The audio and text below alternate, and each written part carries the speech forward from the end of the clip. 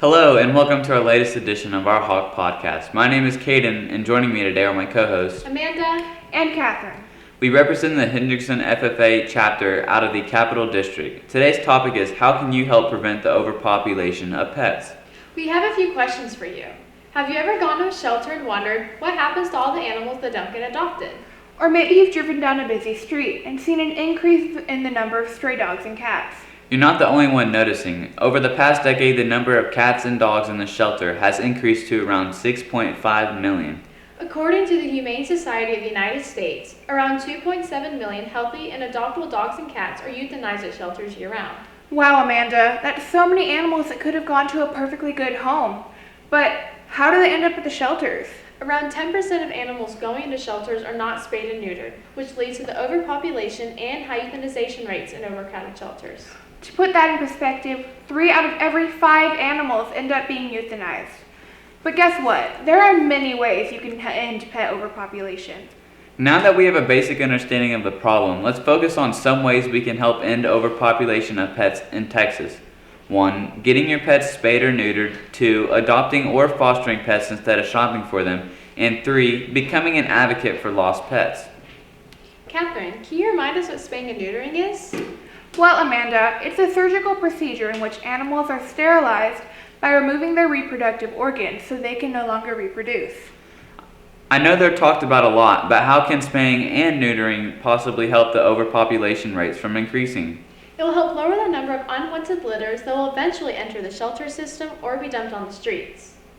If the cost of this procedure is holding you back, there are some clinics like Emancipet who offer these procedures at a low-cost rate and even for free.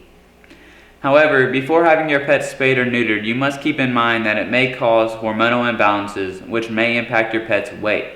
Although these are not detrimental to your pet, it is something to keep in mind when you're making this big decision. So is it better for your pet in the long run? Yes, it is.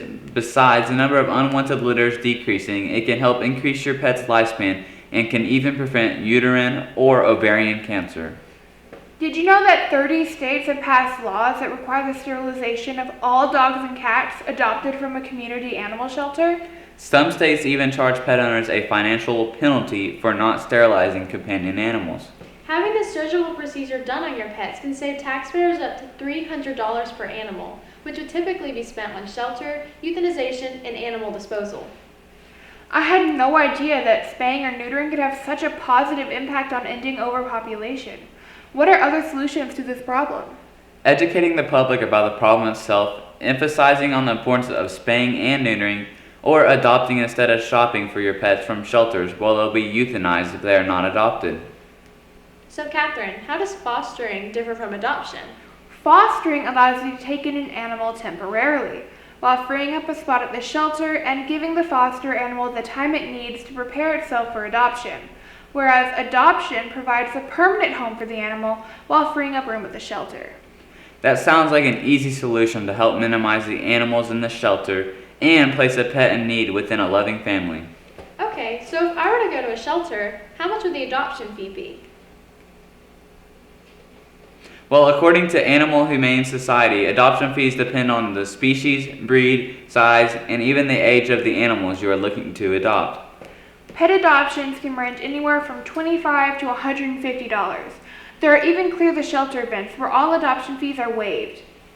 Puppies and kittens tend to have higher adoption fees than older dogs and cats because of the medical expenses, such as vaccines and spaying and neutering that help prepare them for their new home. We mentioned earlier that becoming an advocate for homeless pets can also lower the rates of sheltered animals. Are there any rules or guidelines for becoming an advocate? Well, by definition, an animal advocate is a network of a group of people dedicated to make a difference in the lives of animals in their community. Animal advocates play a critical role in legislative efforts, which includes contacting elected representatives to support legislation to keep animals safe. And if becoming an advocate does not sound like something you'd be interested in, you can also volunteer your time at a local shelter. This enables you to bond with all the animals in your free time while making a difference in the community.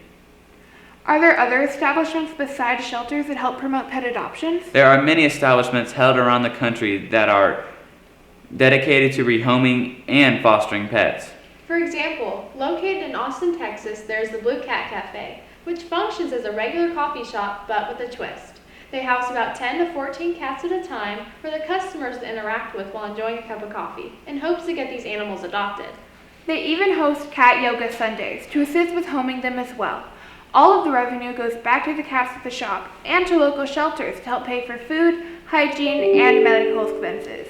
And if cats aren't your cup of tea, there are also events for lovable, adoptable dogs. Some of these events are Dogs in the Park and Get Down with Dogs. These events offer exciting opportunities for you to participate in, while simultaneously meeting your potential future forever friend.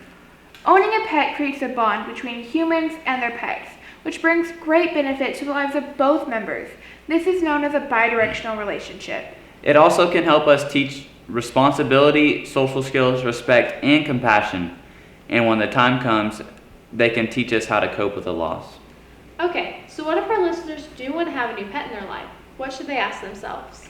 Well, for starters, are you willing to rehome a pet from an animal shelter instead of purchasing it from a breeder? Are you financially capable of providing veterinary services, including having your pet spayed or neutered?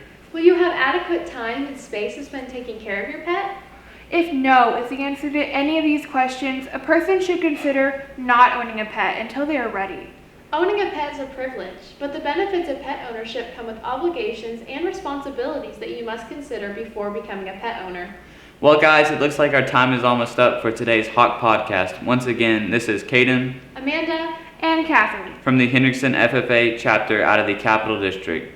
we hope we've been able to provide some insight on how you can help prevent the overpopulation of pets. Don't forget to tune in to tomorrow as we discuss Is the Cloning of Animals Ethical? Same time, same place. And remember, Be the solution.